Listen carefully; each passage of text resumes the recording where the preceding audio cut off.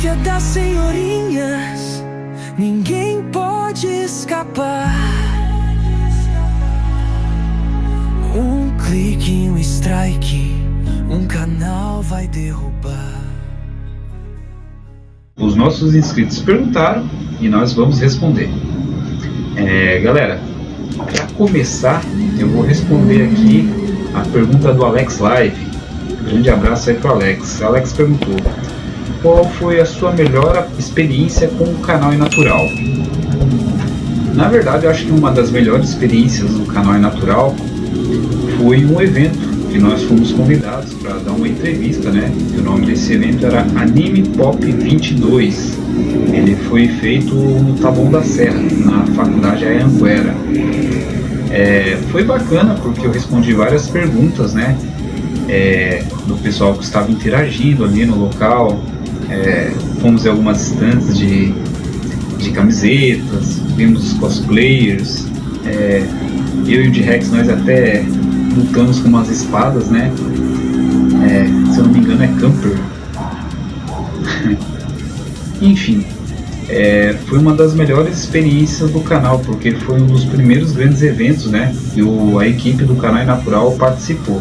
Então, eu acho que foi legal o reconhecimento. Tem uma outra pergunta aqui, que é a pergunta da Andressa Rolão.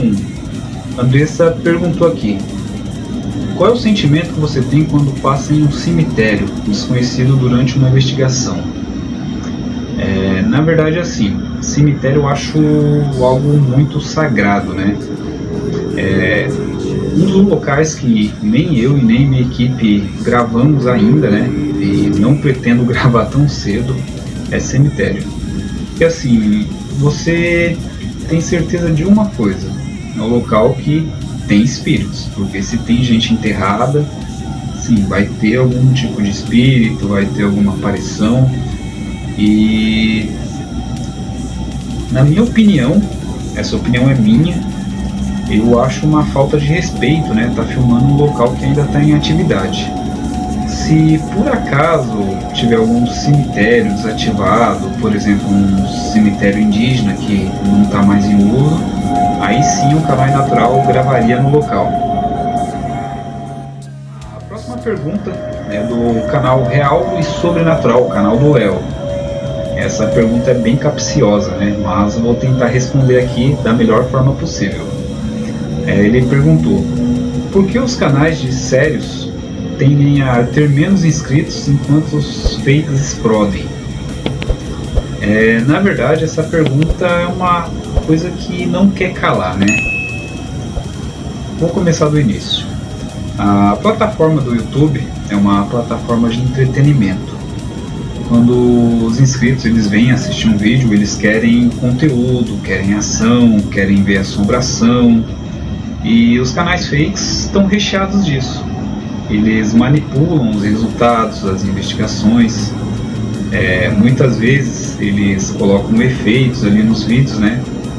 Tem canal que taca até fogo para chamar a atenção dos inscritos. Então as pessoas que não têm tanto entendimento do lado sobrenatural tendem a se inscrever nesses canais e seguir, porque na verdade é um conteúdo de entretenimento. As pessoas querem entretenimento. Muitas poucas pessoas estão realmente interessadas em conteúdos sobrenaturais reais. Então, sim, os canais fakes tendem, né, a ter muito mais inscritos.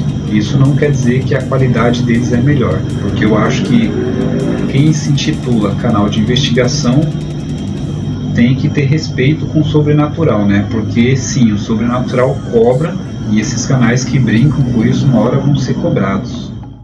Tem uma pergunta aqui, galera, da Kátia Ferreira. Ela perguntou assim: oi Ruth, você já se pegou numa investigação sem saber o que fazer? Na verdade, Kátia, eu acho que até agora não, né? Porque muitas vezes as investigações nós já programamos, estudamos o local, fazemos um jejum, né, de 3 dias para poder ir ao local sem correr nenhum tipo de risco. Claro que sim, tem muito risco, né? Risco de ataque espiritual, possessão e etc. Mas eu acho que até agora nunca me peguei numa investigação sem saber o que fazer, né? Tem uma pergunta aqui, galera, da Ana Oliver. A Ana Oliver perguntou: qual foi a análise que você fez que se impressionou com o que viu? Ou você nunca ficou impressionado com nada, sempre esteve preparado? Eu acho que seria um pouco de arrogância, né, eu dizer que sempre estou preparado. Eu acho que ninguém nunca está preparado, né? Uma análise que eu me impressionei, não com o que eu vi, né, mas com o que eu ouvi, foi uma análise de um dos canais parceiros, que é o canal Sobrenaturais, que é o canal do Thiago, aliás, indico para vocês. Nessa análise, me mandaram um recado.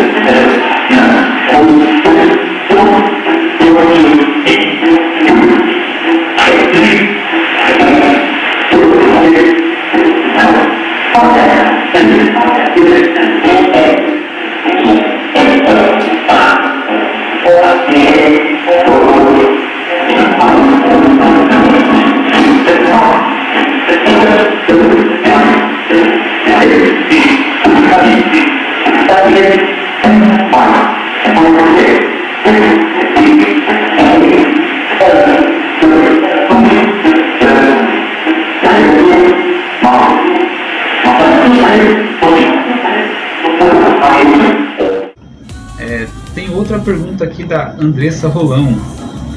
A Andressa perguntou: qual é o seu maior medo em uma investigação? Com humanos ou espirituais? Na verdade, assim, eu acho que é os dois lados, né? O lado sobrenatural, que é o lado espiritual, você nunca está preparado 100% para lidar com aquilo. Agora, o lado humano, cara, é o que pode realmente te ferir, tirar sua vida, pode ter um assalto. Então, assim, os dois lados dão medo, né? Quem está do lado de cá fazendo investigação, criando conteúdo para o canal, sabe o quanto é difícil e perigoso lidar com isso. Então, os dois lados sim dão medo. Tem uma pergunta aqui do Indignados Fan Clube. Já presenciou alguma entidade verdadeira ou alguma coisa realmente sobrenatural? Olha, na verdade sim, Indignados. Eu já presenciei tanto em investigação, né, quanto na vida real aqui no cotidiano. Eu vou começar pelo cotidiano, que é uma história, né? Eu tinha um amigo meu que ele morava encostado em um cemitério. Aliás, é um cemitério aqui da minha cidade, né? Que é o cemitério israelita. Certa vez nós estávamos conversando, né? Eu era adolescente, ele estava no meu quarto conversando comigo sobre esses assuntos sobrenaturais. E de repente esse rapaz ele travou. Aí eu falei: cara, o que aconteceu, né? Aí ele não falava nada. Aí a hora que ele voltou a si, ele falou: ele vai te pegar. Eu falei: ele quem, né? Ele falou: ele vai te pegar. Eu falei: cara, para de zoeira. Aí ele falou, ele tá ali na janela. A hora que eu olhei para a janela do meu quarto, tinha um homem materializado, só que assim, ele era meio que transparente, né? Você via a silhueta, como se fosse stealth, né? E ele estava debruçado assim, ó, na janela, olhando para mim. Na hora eu me arrepiei todinho, né? Aí ele sumiu, eu corri, fechei a janela, né? Fiz umas orações e tal. E perguntei pra ele, cara, o que foi isso? Ele, não sei, mas ele apareceu aí e falou isso pra mim. Aí eu fiquei meio, caramba, o cara tem um dom, eu não sabia, né? Aí tentei desconversar um pouco pra ver se acalmava, com aquele medo de ter visto aquilo, né?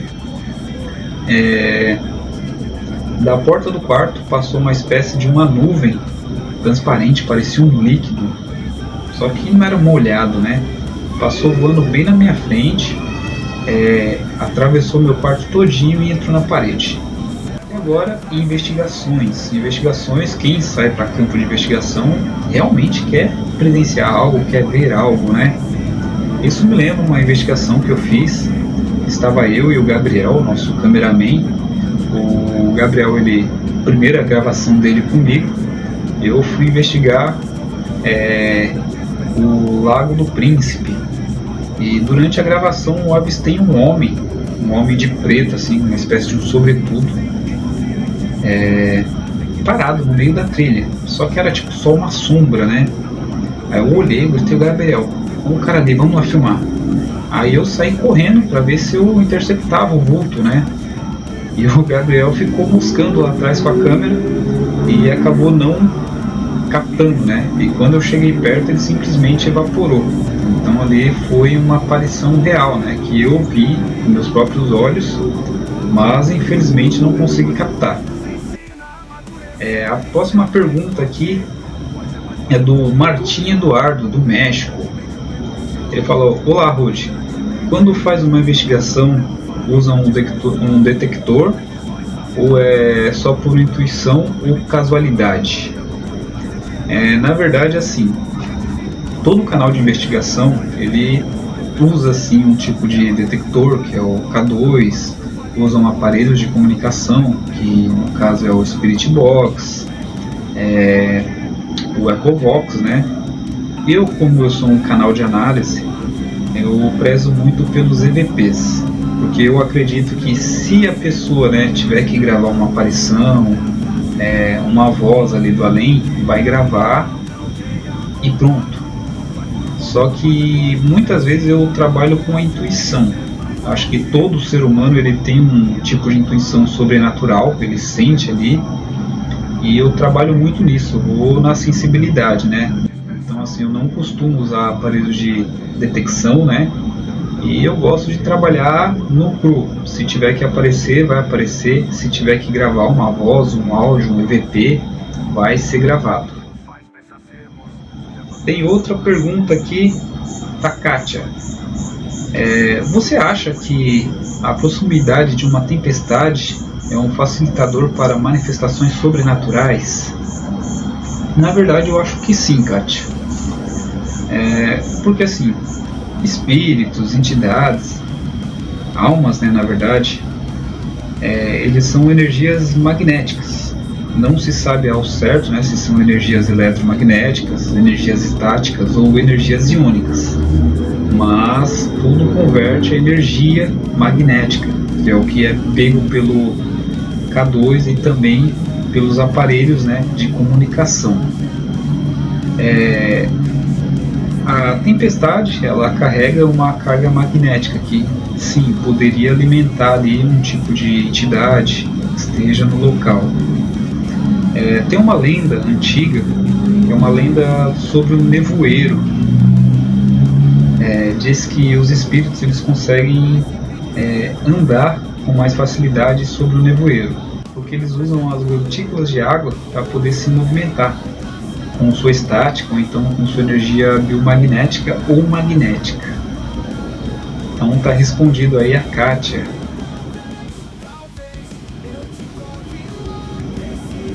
Tem outra pergunta aqui da Kátia. Já aconteceu de ver alguma manifestação antes ou depois da gravação? Sim, Kátia, já aconteceu. Teve uma gravação que eu fiz com a Jude, né, primeira dama das análises, que foi a trilha do lago.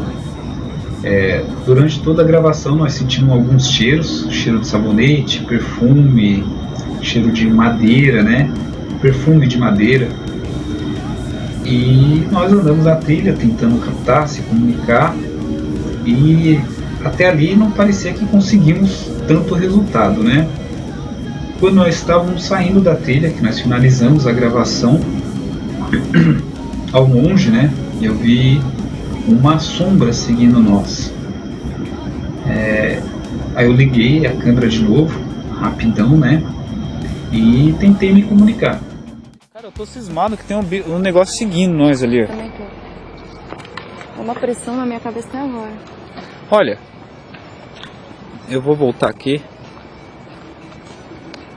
Quero falar aqui, né, pra entidade que tá seguindo nós, que você busque o plano elevado, que você se apegue em Deus, né? Eu não sei se durante a vida você era apegado, e que você tente buscar sua luz. E por favor, não venha atrás de nós, que nós estamos fazendo apenas uma pesquisa, né?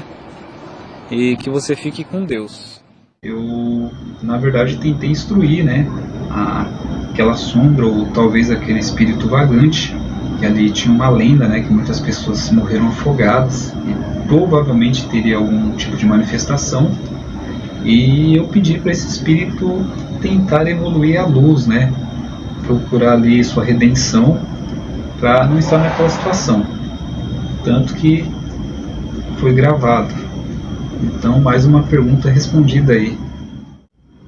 Aliás, queria mandar um salve aí pro Gerson Izag. Ele falou, só vim deixar o like e um apoio, já que minha pergunta foi roubada. Acontece, Gerson. Tem outra pergunta aqui da Andressa. Rude, você já chegou em alguma investigação e seu corpo entrou em pânico? Na verdade, sim, Andressa. Teve uma investigação, acho que foi uma das primeiras, né? Foi a Trilha Misteriosa. Eu fui junto com o Duff e nós chegamos numa parte da trilha, né? Que ela era bem fechada, era uma mata e fazia uma espécie de um arco, assim, bem escuro, né? A hora que eu cheguei perto daquele arco ali, os meus sentidos todos afloraram, como se tivesse algo muito maligno ali, e o meu corpo começou a entrar em pânico, sabe? Você controla sua mente, mas seu corpo quer sair correndo do local. Então eu dei uma bela de uma disfarçada, né? Falei com o Duff, vamos voltar que tem algo ali. E nós abandonamos aí a missão de ir até o final da trilha, porque tinha algo muito pesado ali que não queria nós ali. Então sim, meu corpo já entrou em pânico.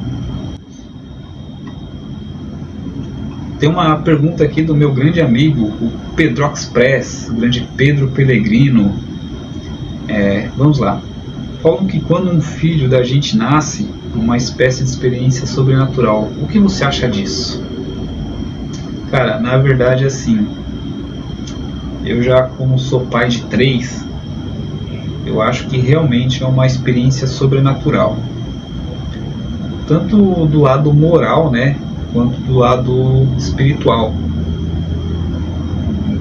Isso me remete a pensar que acho que todos os seus sentidos, né, todo o seu instinto de defesa é voltado aos seus filhos. Então, o seu instinto de defesa espiritual, sim, age como se fosse uma experiência, né? Uma experiência sobrenatural, porque é algo que você vai defender com unhas e dentes até o final da sua vida e até depois dela. Então, uma experiência sobrenatural, sim. Bom, galera, e o bônus aqui do canal, né, é como surgiu o nome do canal É Natural.